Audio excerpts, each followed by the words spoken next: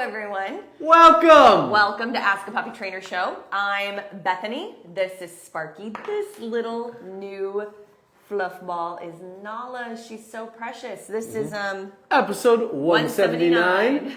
And guys, anyone whose questions that we answer, you know you can always send them to us through Instagram, YouTube, Facebook, pretty much any of our social medias. Yeah.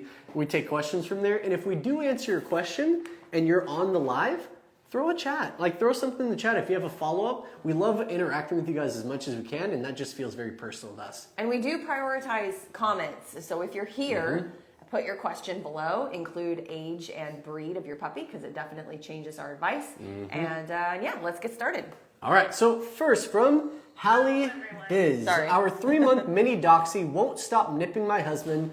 Does he think he's playing? He gets a little bit aggro. Yeah. My big question usually is, how does your husband interact with the puppy? Is there a lot of play with his hands? Is there a lot of play with the toy? Is he balancing that out with training? So if he plays for 10 minutes, is he getting multiple training sessions in throughout the day between that play session? That's really what my mind goes to, because puppies do develop habits and they will habitually nip someone or jump on them more if that's what they represent to them. It's become their relationship. And so honestly, it's not a kid, it's your husband. So your husband is gonna have to be the one to change that relationship. Yep. And so that might mean not playing with the puppy for a week, or the play is only 15% of the interaction.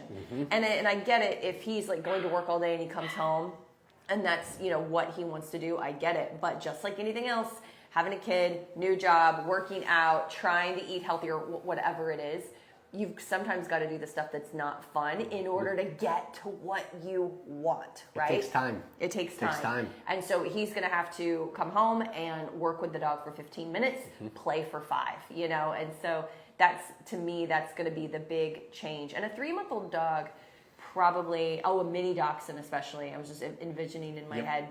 Cute little thing. Cute little thing. With those little teeth are razor blades. They really need to be hand-fed, you know, while working with them at this stage. And so it'll take a few weeks, but it'll change how the dog views his hands if he's not doing it in that way anymore. Like his hands are like, sit, place, come, here's food, and that'll change things as well. So it's not just about the structure and leadership and blah, blah, blah. It's also just, what are your hands communicating? What do your hands represent? Do they represent calm pets and food delivery for a job well done? Or is it excited, excited, excited, play, play, play? Then it's going to be nipping and biting, and there's nothing you can do about it. We could tell you how to correct it, but it wouldn't be fair to such a young puppy. Because, especially for a baby. Yeah, especially such a small breed dog too, like this one. So first is all about relationship. So.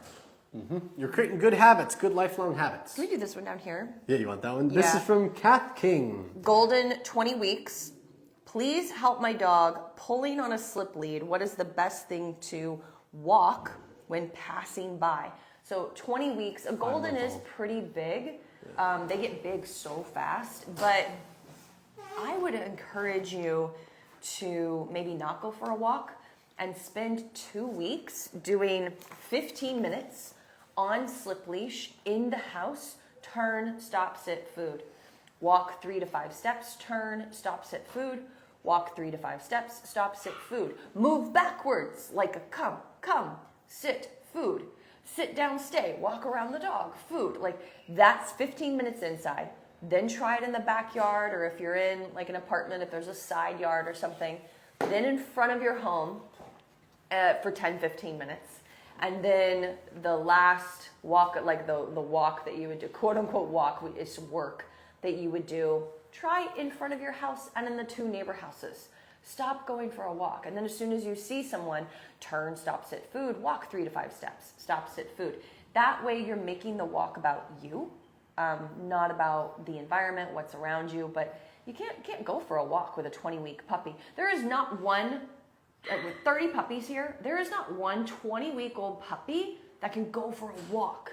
They're worked with for 10 to 15, maybe 20 minutes if they're a higher energy breed at 20 weeks old. they're worked with, and that's probably what you're missing. But you can't just do it outside. You need to practice in the house on slip leash, as well as in the backyard, side yard, front yard, then on your sidewalk. There's something else I want to add to that, but I got to form my thought. Do you have anything else for that? That was so complete. So complete in every way. I just wanted to say, oh, I know, about the slip leash. So slip leash is a wonderful tool. We mention it a lot on here, but don't get it mixed up. Like, slip leash is one of the hardest tools to learn. Yep. It's because you've got head control, which is really important, especially for like a golden. Oh, big yawn. But it only really works for minimal distractions. It's not really going to help you with them pulling towards a big dog. Right. Because they'll choke themselves to still get to the dog. You use your body to turn and walk away. Yep. But my point is just that slip leash is a great tool, but it takes some skill.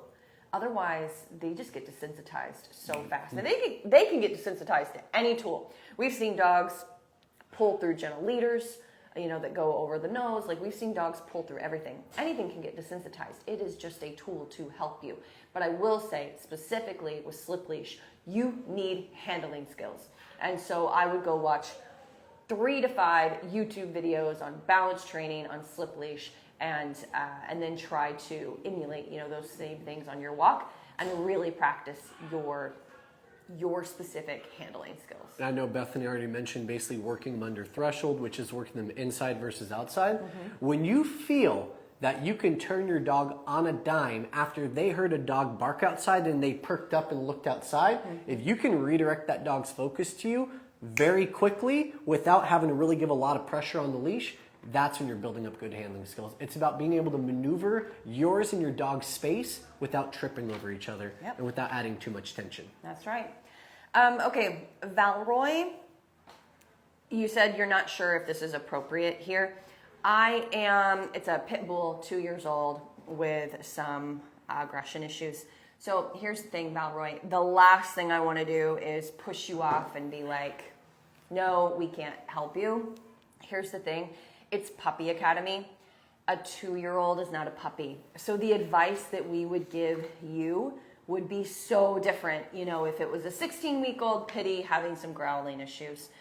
You have a pit bull. They are powerful breeds. If you do not know how to stop this, how to redirect it, how to stop a dog fight, how to do some of these things, you need to deep dive into some research, and you need to get some one-on-one help right away with an issue like this.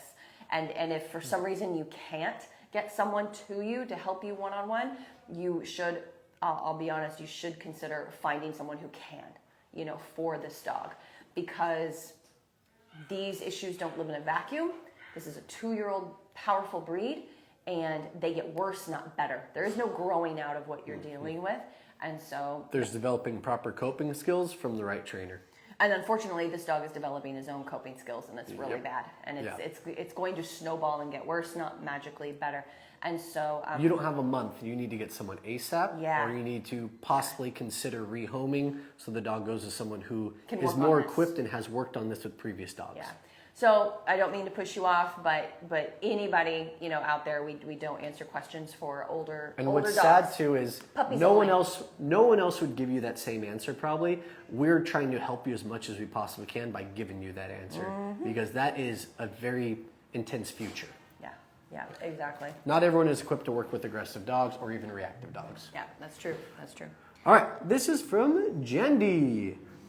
How to teach dog to drop something they shouldn't have. He knows leave it. Dog is 13 weeks, red lab. How to teach drop when they have something they shouldn't.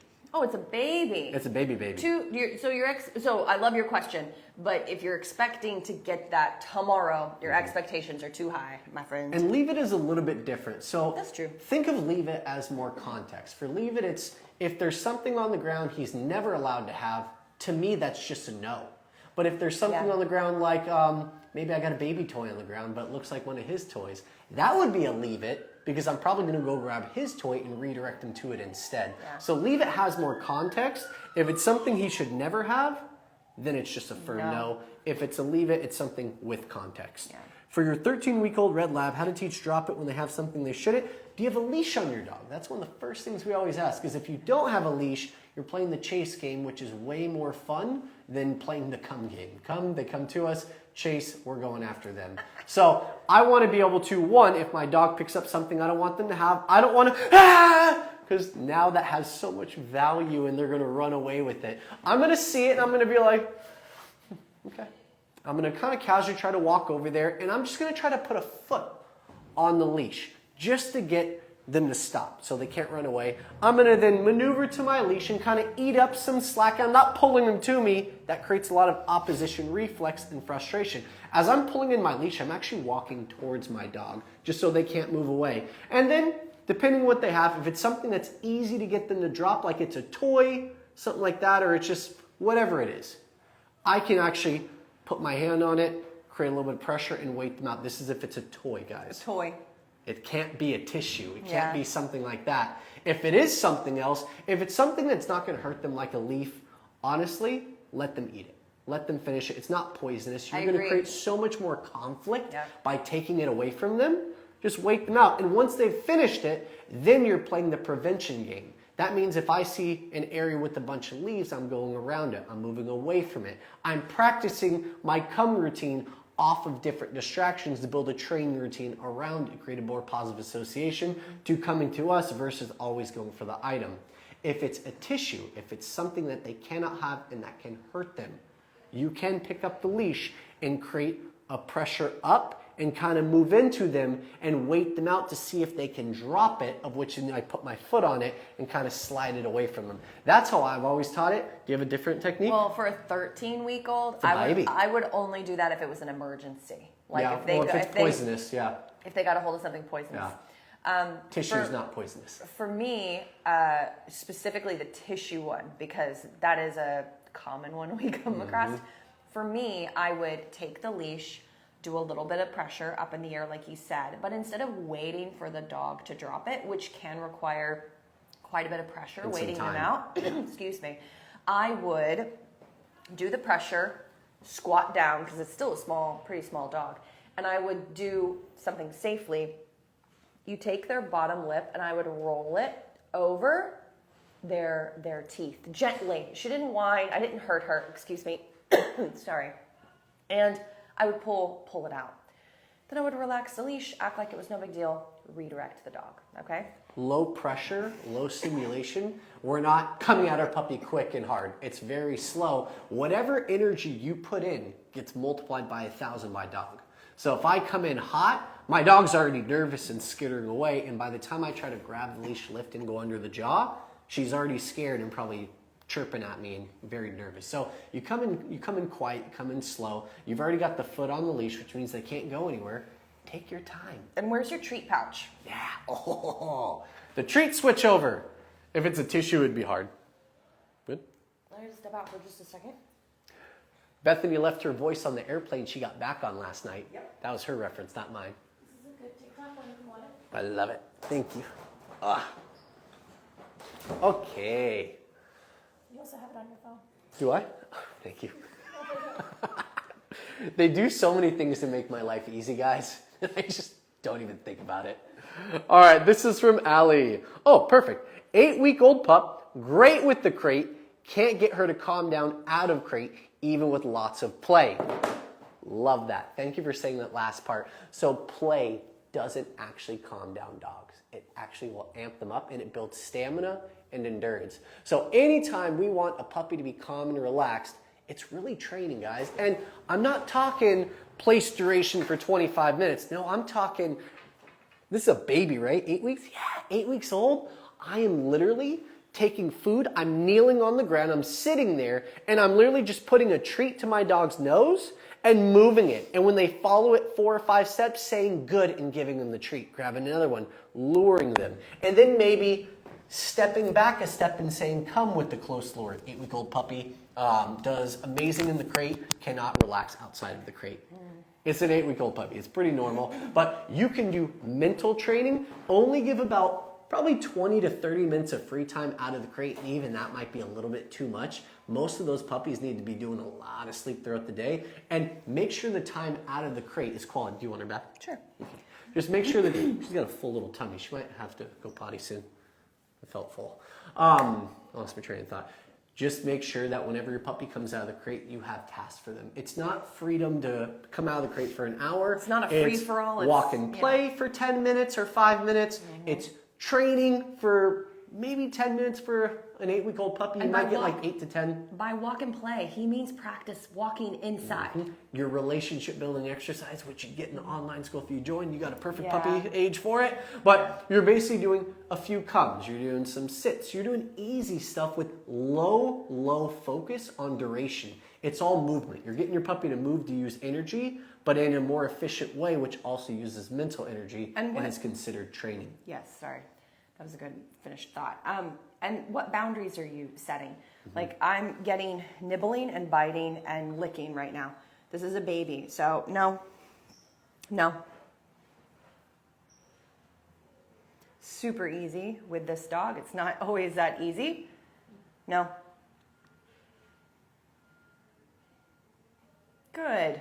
Back to petting. The moment I get biting or obsessive licking at my sleeve, I'm going to repeat. And then if it's too much for her, she's telling me, I am bored. I want to play. I want to be worked with. I want to learn new things.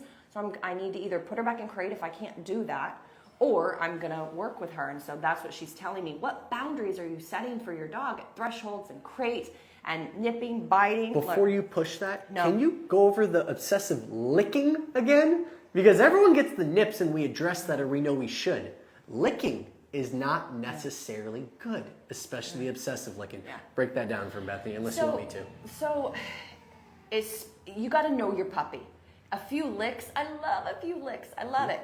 But if it's like over and over and over and over again, it's like eating chocolate cake. It's too much of a good thing. You can say no. Don't allow it to go on, because the more that they do that, the more likely they are to nip you. And then at 6, 7, 8 months old, jump up and nip at your elbow or chew the leash or refuse to go anywhere. It is a slippery slope. So it's not that licking is bad. It's just that, just like anything else, too much of it, you need to be able to say, enough right now. You can lick me later. It's not such a big no that we're like, don't ever do that again. No. We're just saying enough is enough right now. And you can absolutely do that with licking. You should do that with licking. Licking is considered a stress relieving technique for a dog. They do it to relieve stress, but we don't want it to be on us. We don't need them to relieve stress on us. That's where I give them a toy, and they get to kind of lick their toy a little bit, or a bone, they get to lick the bone, or a Kong with peanut butter frozen inside of it, and they get to lick the peanut butter out for 20 to 30 minutes. It can calm them, but you don't want to be the source of what's calming them in that fashion. Agreed. Otherwise, you become a tool. You're not building a relationship, you're a tool. There's a good 9-week French Bulldog crate question on TikTok too. Ooh. I just want to, while you're looking at that, real quick, Madison, 1-year-old Yorkie, or is it too old to answer a question? We'll answer a 1-year-old question, Madison.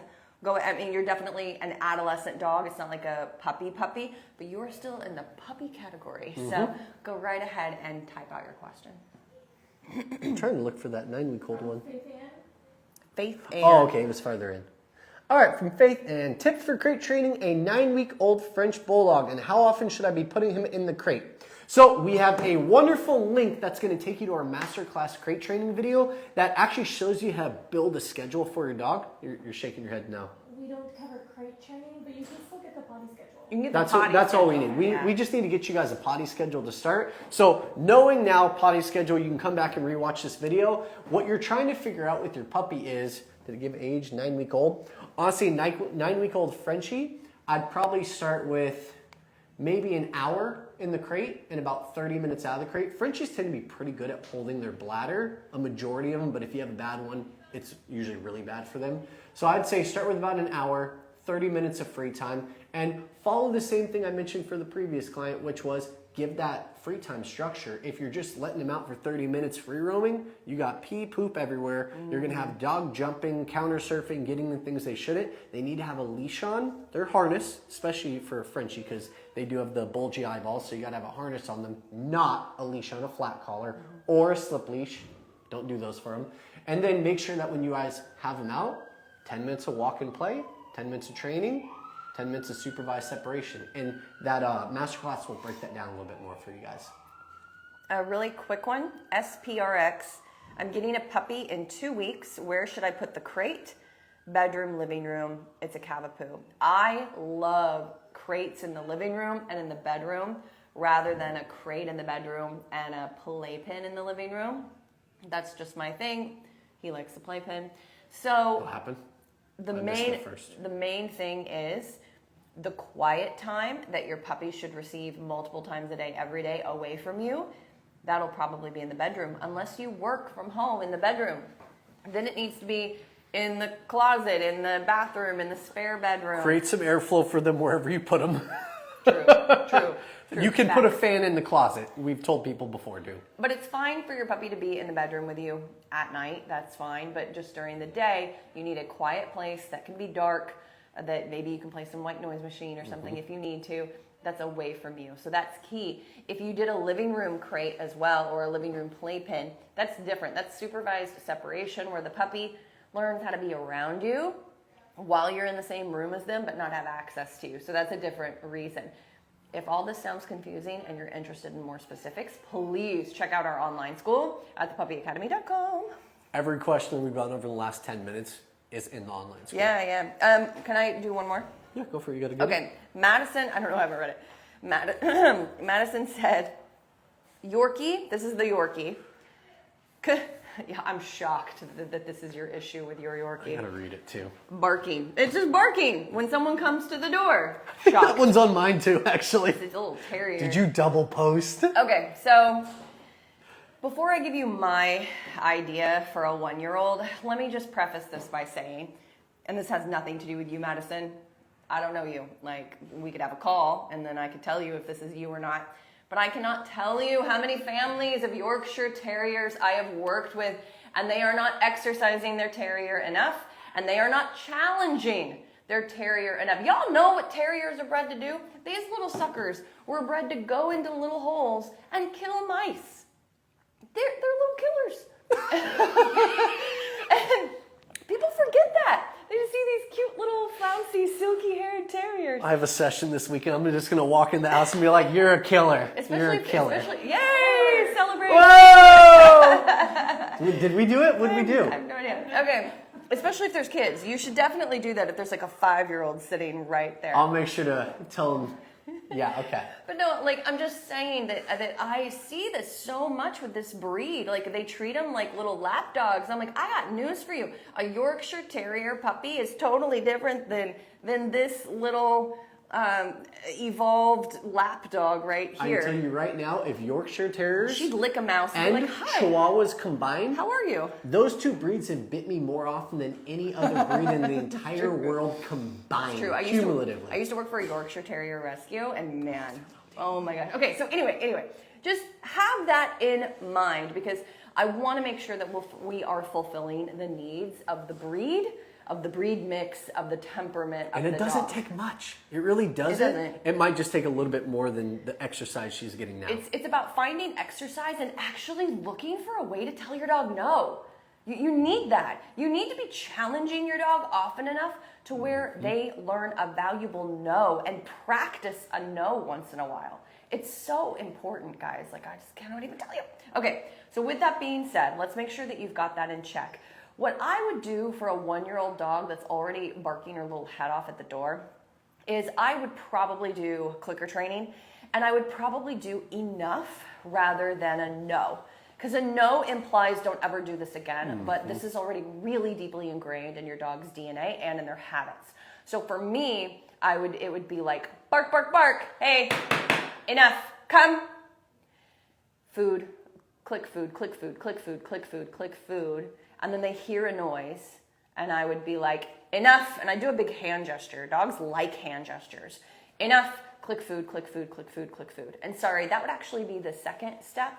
I would just sit in front of my dog with nothing going on, and I would go, enough, like quiet, quiet, click food, click food, click food, click food, 3, 4, 5 times. Quiet, click food, click food. I would do that for 3 to 5 minutes. That would be like 30 repetitions. I would do that twice. What is with this? Woo! Sorry, we're getting like fireworks over here on Instagram. I would do that probably 3 sessions, 2 to 3 days. And then a little jingle of keys outside the door, whatever it is you're dealing with, whatever the triggers are, I would add those in. If somebody texting me that they're at the door, you get that chime on your phone if you're in an apartment, you got to work on those triggers. And they go bark, bark, bark, enough. Try to catch them before the barking. That's ideal. Then you do that for 2 weeks. And they really understand that when you go enough and they hear the clicker, that they like come to you for food immediately. Like that's really ingrained in their brain. Now we can start to work on a no when they don't listen for like the big one, when someone actually comes over. You can do no in a lot of ways. I would put my dog on a leash when people come over. I would give a tug of enough. Doesn't work because I know someone's actually outside the door. It's not those other triggers. Tug the leash or a pet corrector squirt.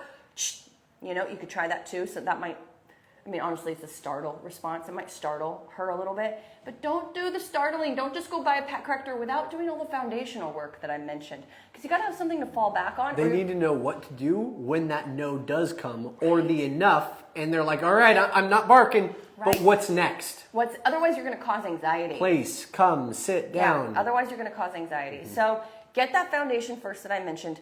I just gave you one example of honestly many ways to do it. There really are a lot of ways to do it. But you need to be ready. So you need to have your treat pouch like in a drawer next to you, on your desk, wherever you spend a lot of time during the day, with your clicker inside. And then just go look at, if you go to YouTube and you type in clicker conditioning videos, it'll give you the timing and the necessary steps to properly clicker condition. Clicker is so much better for things like this rather than saying good or yes. It really is so much better, especially for a little yappy dog. So anyway, then you can add your valuable no when they don't listen. You go enough and they're still like, burr, burr, burr. Then you no, hold them accountable, then redirect them right back to their click food, click food, click food. But they have to not be barking in the end result. To get food. In the beginning, you actually can click when they do a little bark, but you got to get away from that quick, or they will actually start to bark for the click food. So it's a whole process, all right? So it's not a quick answer for something like that, especially for a 1-year-old, but I hope that gets your brain thinking. Also, you can rewatch this. This is going to be replayed, re-shown on YouTube, Instagram, TikTok, podcast. Yeah, we have podcasts too. It doesn't allow us to do the whole 30 minutes. And so you're going to have to hop on YouTube or podcast. You can hear this again and take notes. All right. Special request. That puppy is asleep. Special request. What is this? With difference in advice with a special issue. Ooh. Where did this come from? Emailed in. Oh. Was it like literally like it just brought in the door? I forgot to print it with the original. And I told her we were cool.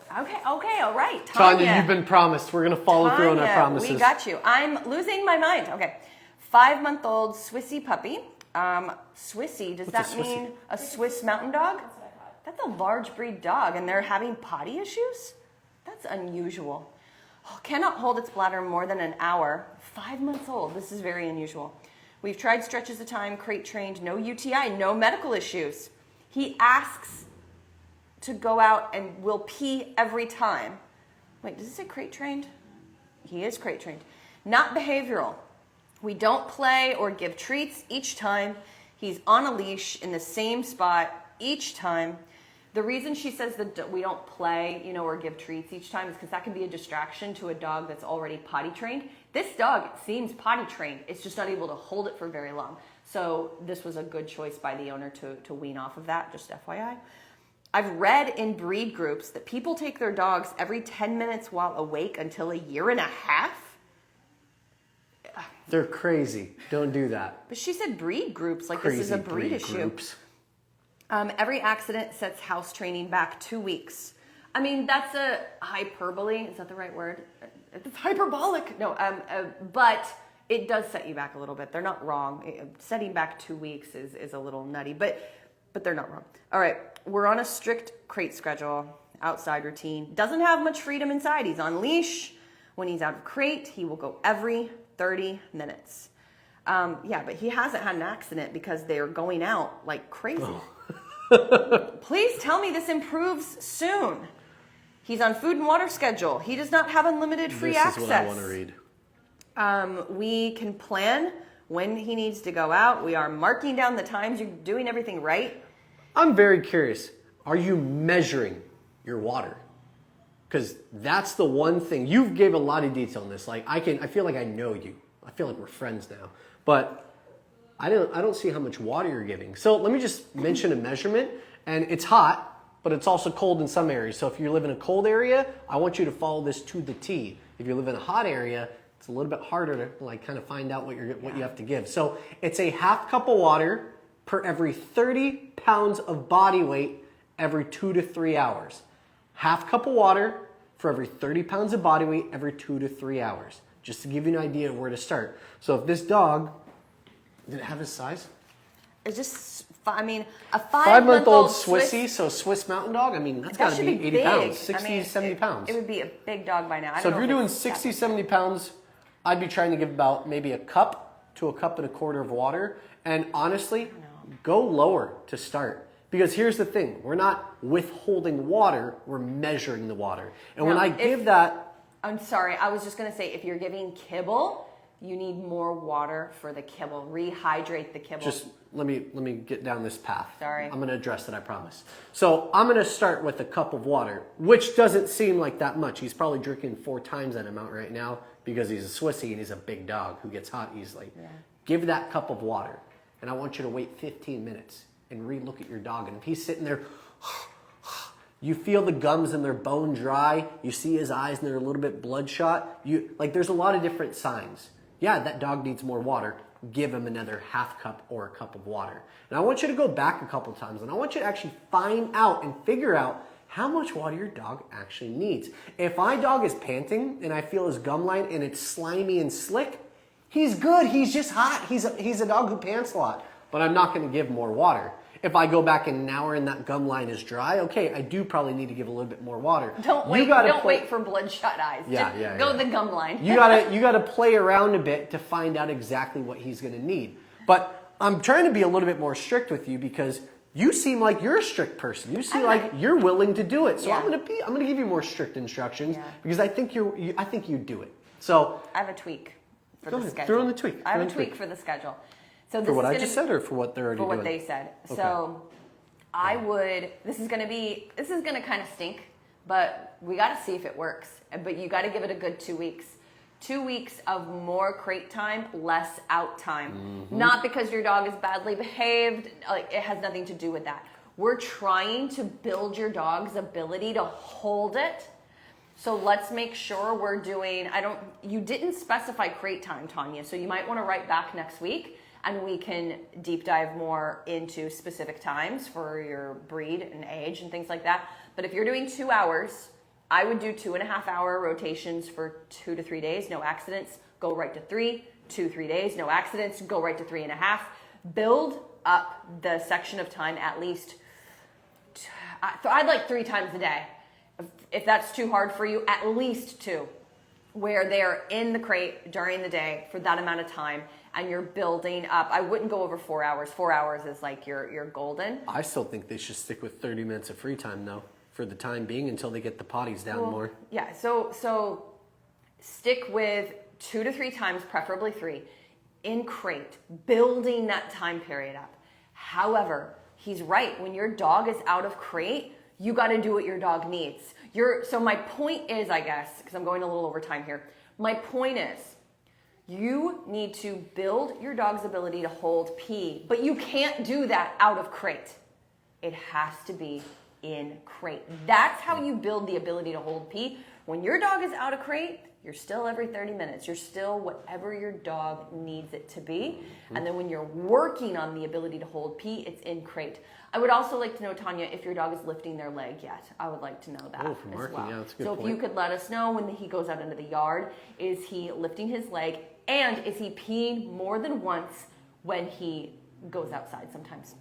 I have just one more question. Madison had a nice comment. yeah, that's what I was gonna read. Matt, did you have something else with Tanya? I did, but I forgot it. I think you may have taken it. I think you actually said it. Okay. That's why I forgot it. Okay. So real quick, Madison says she had the little Yorkie that was. Burr, burr. Thank you so much. I've been following your rules and tips since the day we brought him home. Yay, he's very well behaved and disciplined boy. Your tips and recommendations have worked perfectly. Thank you. Thank you so much, Madison. We really appreciate the feedback, and I love to hear cases like yours. We've been around for a while, and so I love to hear that kind of feedback from you guys. All right, thank you so much, and we will see you same time, same place next week. We had a couple questions on here that we didn't get to. What is it? It's 1 p.m. 1 p.m. Pacific Standard Time. Get on here quick next week, and we will answer your questions. And just repost the same question. Bye. Perfect, guys. Bye, guys.